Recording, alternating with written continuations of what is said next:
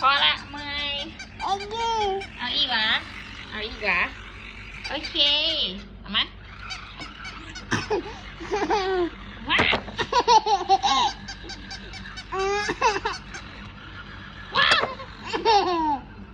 เมื่อยละหมากับเมื่อยละมันเมื่อยละมันแลบลิ้นแล้วเนี่ย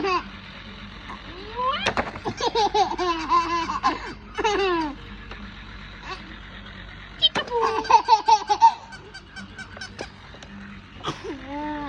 เอากินนมชัย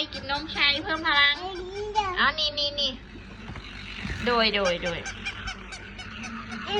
เอากินนมชัยก่อนกินนมชัยก่อนเอากินน้ำชัยก่อนไว้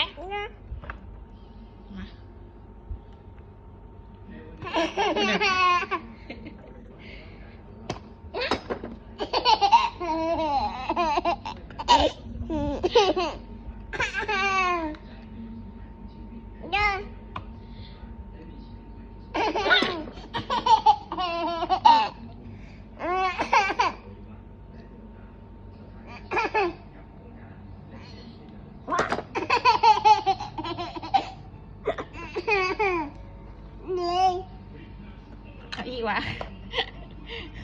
ห่วยโซดากับเมื่อยละได้